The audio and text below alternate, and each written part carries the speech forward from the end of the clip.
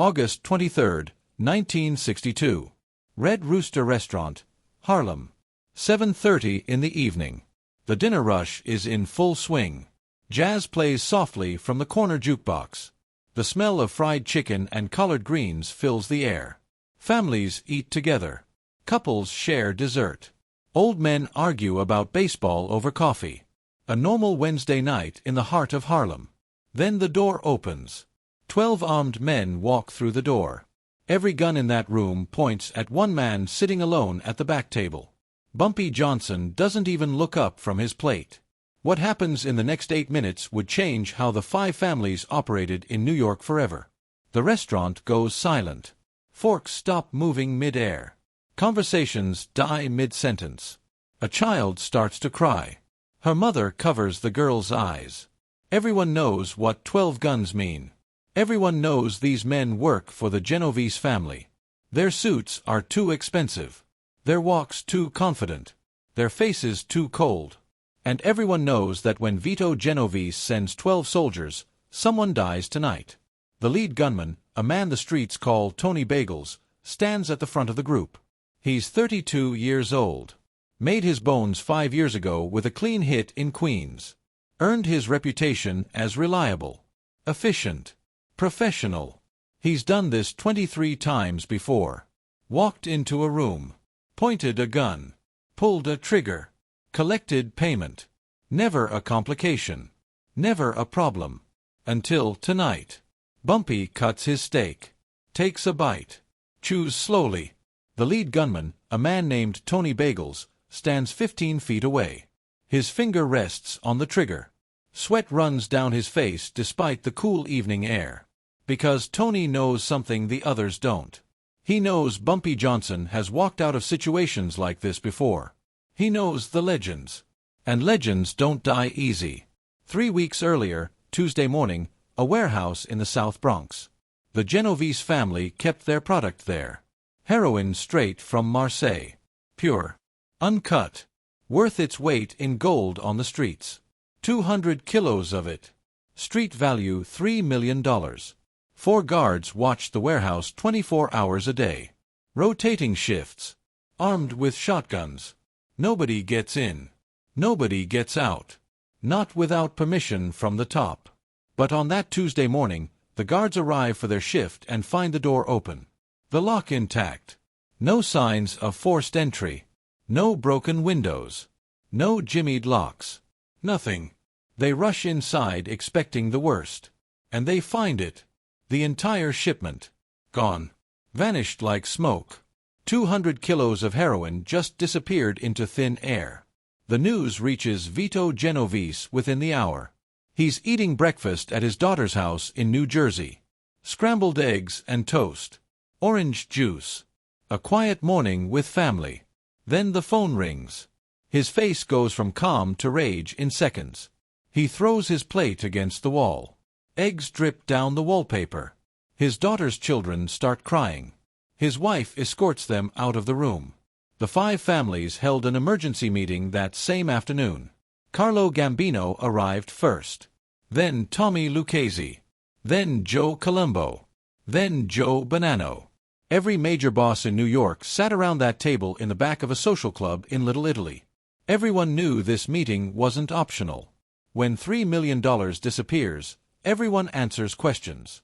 Vito Genovese stood at the head of the table. His face red with anger. His hands shaking. Not from fear. From fury. Pure, unfiltered rage. "Someone stole from me," he said. His voice quiet but dangerous.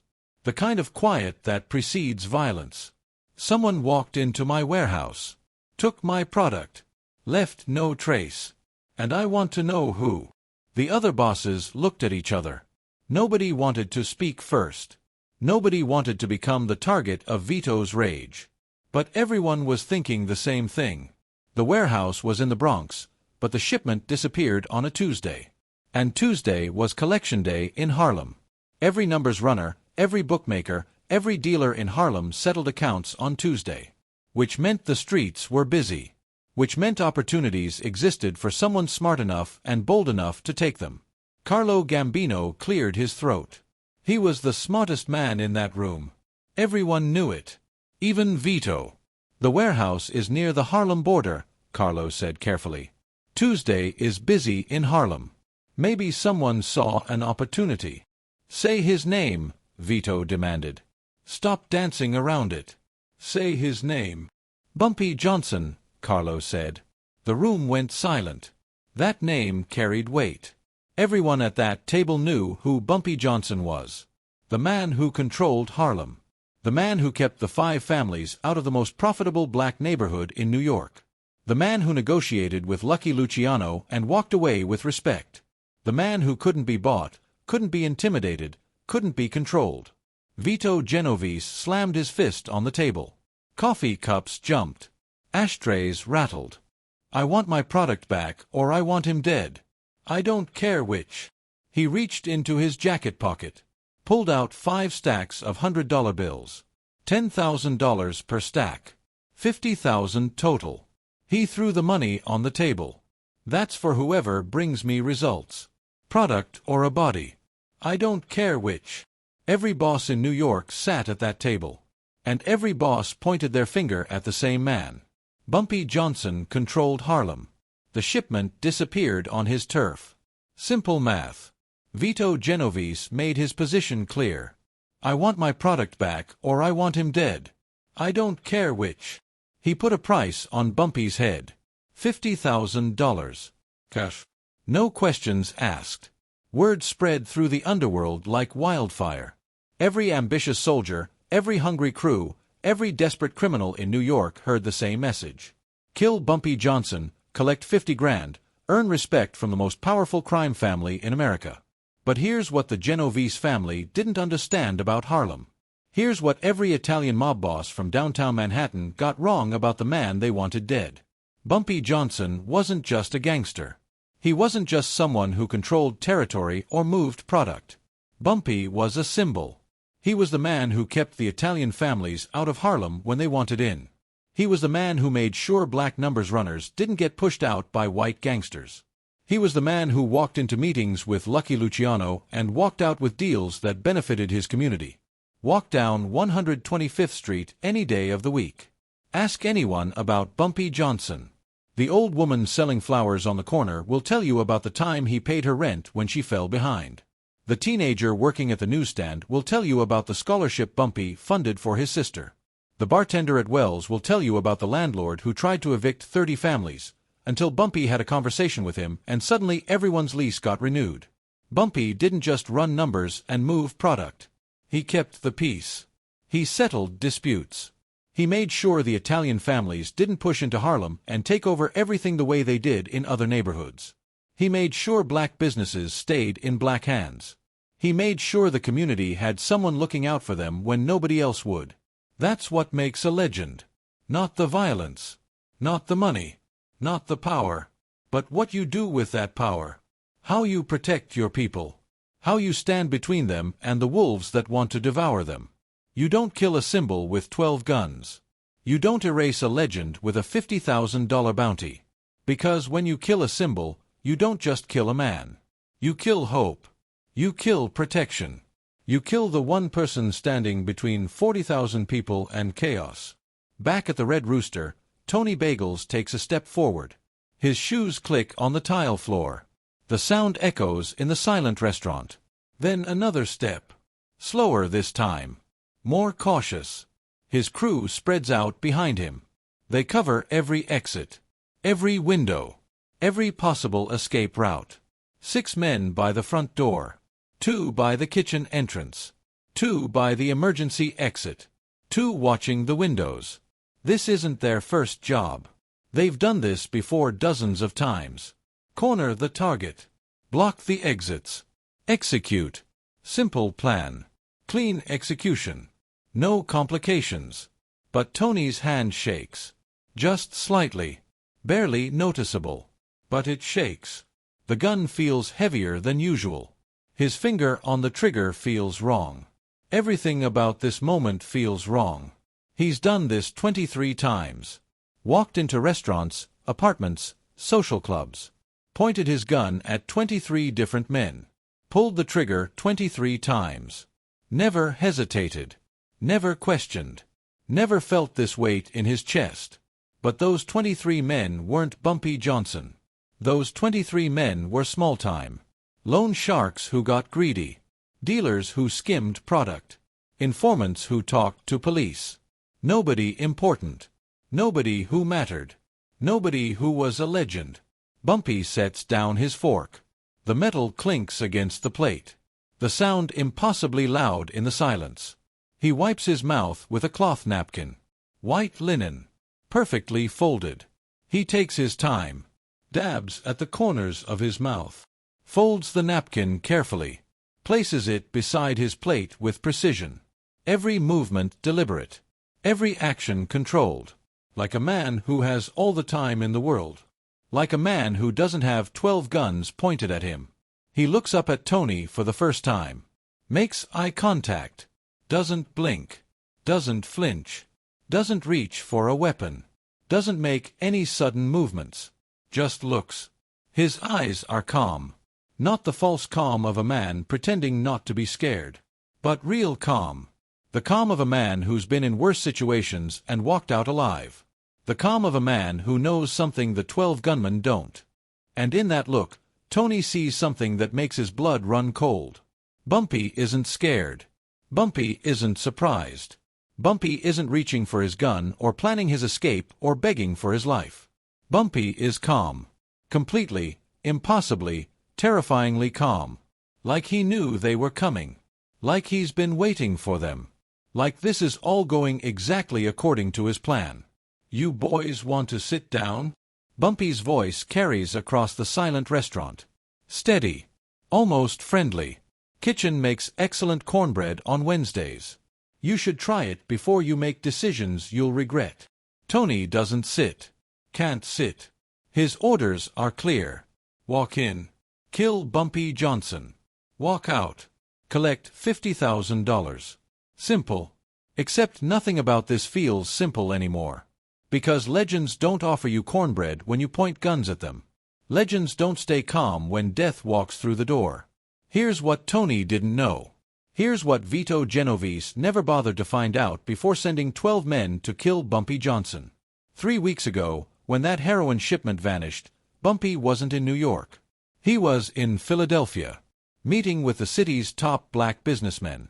50 witnesses. Restaurant receipts. Hotel records. Police reports place him 200 miles away when the warehouse got hit. Perfect alibi. Impossible involvement. But Bumpy knew who actually took the shipment. A crew of young Italian soldiers from Brooklyn. Ambitious kids who thought stealing from their own family and blaming it on Bumpy would earn them respect and $3 million. Kids who didn't understand that playing both sides against each other only works if both sides are stupid. And Vito Genovese wasn't stupid. Neither was Bumpy Johnson. Bumpy stands up slowly. No sudden movements. No threatening gestures. His hands stay visible. Away from his jacket.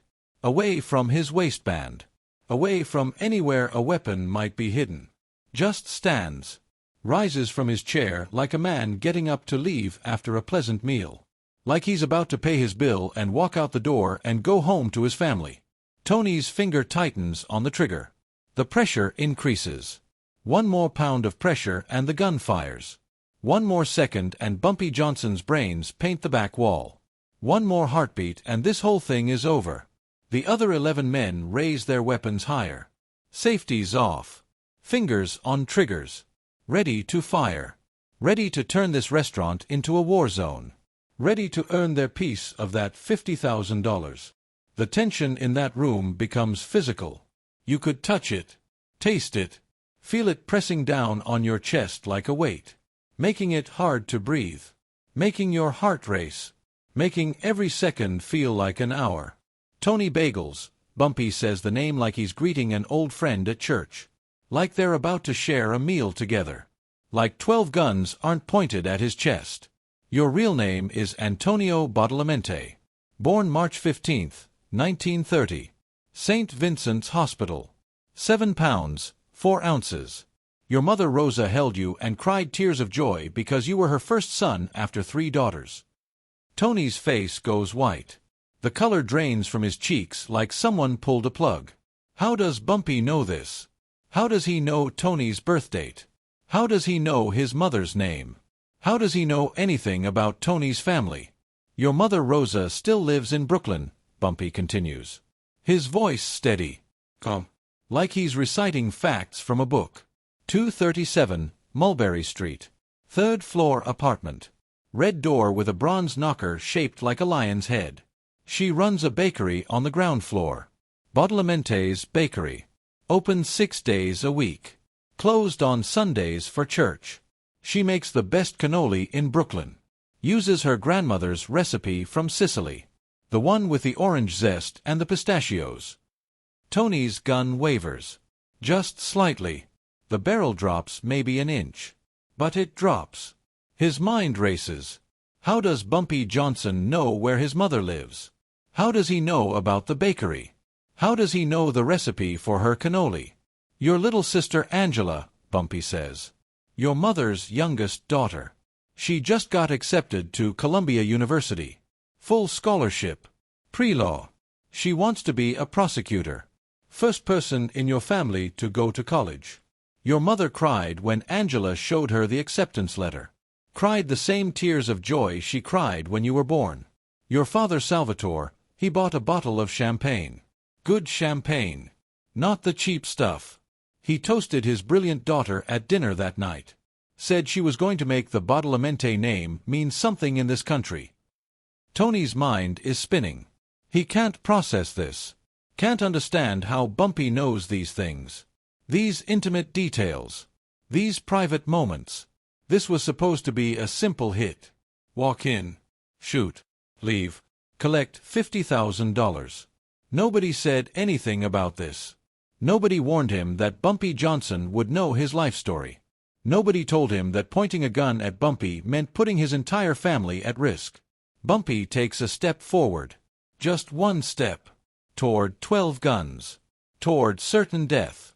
Except it doesn't feel like he's walking toward death. It feels like death is taking a step back. Here's what's going to happen, Tony. You're going to lower that gun. Your crew is going to walk out that door. And you're going to tell Vito Genovese that the men who stole his shipment are drinking at Murphy's Pub in Bed-Stuy right now. They're celebrating. Spending money they shouldn't have. Talking about how smart they are. Vito sends his people there right now. He gets his product back. He gets the men who betrayed him. And he gets to keep the $50,000 he offered for my head. The other diners watch in complete silence. Nobody moves. Nobody breathes. This is the moment. This is where Tony either pulls the trigger or doesn't. Where history goes one direction or another. Where legends get proven or broken. But if you don't lower that gun, Bumpy continues, his voice dropping to barely above a whisper but somehow filling the entire room, if you make the mistake of pulling that trigger, here's what happens next. You kill me. Maybe. Probably not, but let's say you do. You walk out that door and collect your $50,000. You celebrate. You feel like a big man. For about 6 hours. Bumpy takes another step. Closer to the guns. Closer to Tony. Then someone makes a phone call. One phone call. And every person in Harlem who loved me, who respected me, who depended on me for protection, for fairness, for hope, they all hear the same message. Tony Bagels killed Bumpy Johnson. And Tony, you ever seen what 40,000 angry people look like when someone kills their hero? When someone takes away the one man who stood between them and the wolves? You ever seen that kind of rage? Tony's gun lowers. Just an inch. But it lowers. Your mother's bakery burns first. Not because anyone wants to hurt Rosa. She's a sweet woman. Makes excellent cannoli, like I said.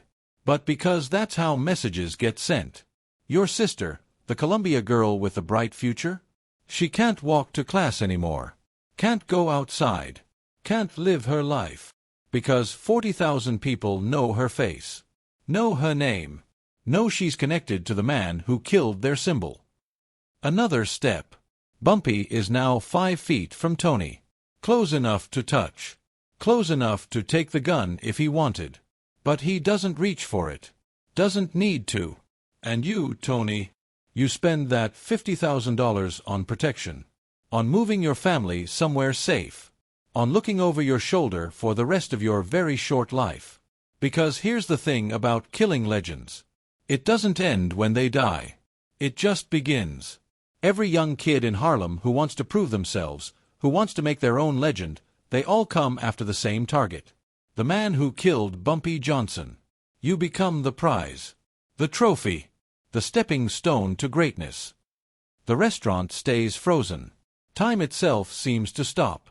Every person watching understands they're witnessing something extraordinary. Something that will be talked about for years. The moment when 12 guns meant nothing against one man's words. Tony's gun drops completely. He can't hold it up anymore. Can't maintain the threat. Can't pretend this is still a simple hit job. Because Bumpy just showed him the truth. You can't kill a man when an entire neighborhood would burn the city down to avenge him. You can't murder a symbol when that symbol represents hope to 40,000 people. You can't erase a legend with 12 guns. Murphy's Pub, Bumpy repeats. Bed Stewie. Right now. The men you want are there. The product you want is there. The answers Vito needs are there. You go there, you're a hero. You stay here, you start a war nobody wins. Tony looks at his crew. They look back. Every man in that group knows they just dodged something worse than bullets. They just avoided starting a conflict that would have consumed everyone. They turn. Walk toward the door. Slowly at first. Then faster. Within 30 seconds, the Red Rooster Restaurant is empty of Genovese soldiers. Bumpy sits back down. Picks up his fork. Cuts another piece of steak. The other diners watch in amazement. Someone starts clapping. Then another person. Within seconds, the entire restaurant erupts in applause. Bumpy doesn't acknowledge it. Doesn't wave. Doesn't smile. Just eats his dinner like nothing happened. 2 hours later, Murphy's Pub in Bedford-Stuyvesant, Brooklyn. The Genovese soldiers arrive in 4 cars. They park around the corner. They enter through the back door. Silent. Professional. Efficient. Inside the pub, 5 young Italian men sit at a corner table. They're drinking expensive whiskey. Laughing loud. Talking louder. Celebrating their big score. These are the men who stole the heroin. Young soldiers from a Brooklyn crew. Ages 22 to 28. Ambitious kids who thought they were smart. Who thought stealing from their own family and blaming it on Bumpy Johnson would make them rich and respected. Who thought playing both sides against each other was a genius move. They were wrong. The Genovese soldiers surround the table. Guns drawn. No words. No warnings. Just guns. The 5 young men go pale.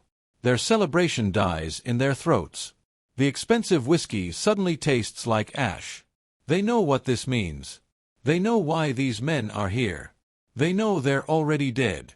3 of them die in the pub. Quick. Professional. 2 shots each.